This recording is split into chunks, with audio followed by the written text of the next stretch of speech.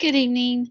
This is Mrs. Clay, and we are going to continue discussion on the laws during the time of slavery. And we have been discussing the anti-literacy laws. And so we're going to focus on that law particularly, and what brought it on, and what did that entail exactly. Did it just deny slaves the right to literacy, or did that include all blacks in the United States? And we're going to see, what brought that about. So, by the time the early 1800s came, slavery had been in the United States, before we even became a nation.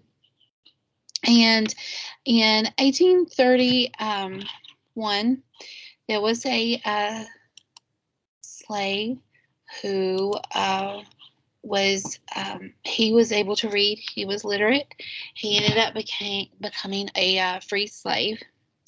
But he believed that he was a prophet, and he had a word from God, and he had a dream of blacks and whites actually rising up together. And he felt like that he needed to go back into slavery, and he had a word from God, and he wanted to try to free slaves. So what he did is he actually went back into slavery, and he actually started a rebellion. And the rebellion brought on,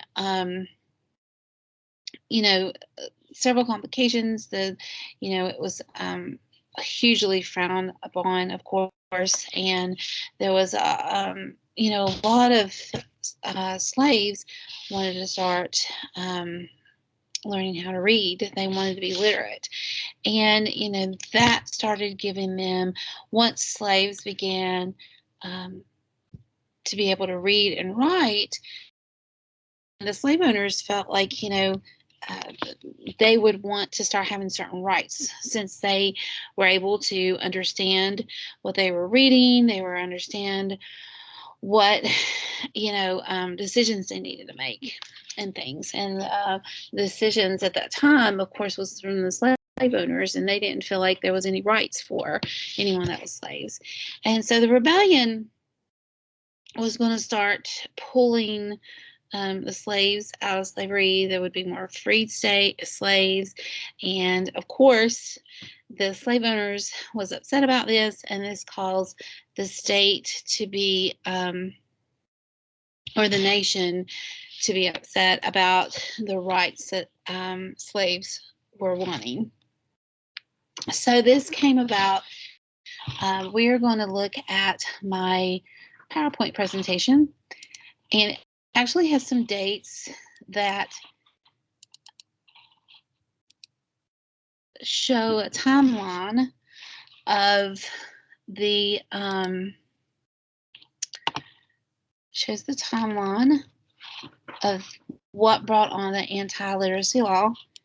So first we have 1829 in Georgia. It prohibited teaching blacks to read, punished by fine and imprisonment. So no one could teach blacks to read. And then in 1832, Alabama and Virginia, they prohibited whites from teaching blacks to read or write, and they were actually punished by fines and flogging. So they got two punishments basically there if they taught somebody to read. And then in 1833, in Georgia, they prohibited blacks from working in reading or writing jobs via an employment law, and prohibited teaching blacks, punished by fines and whippings via an anti-literacy law.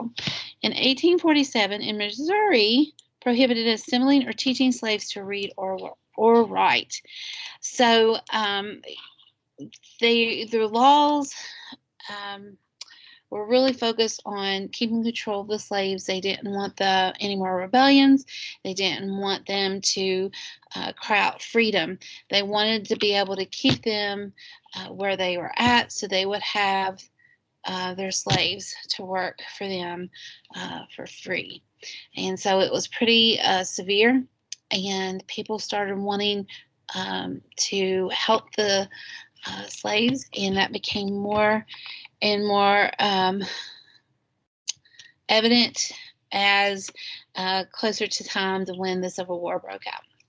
So I hope if nobody has any questions, and I hope that you enjoyed this lesson on the anti-literacy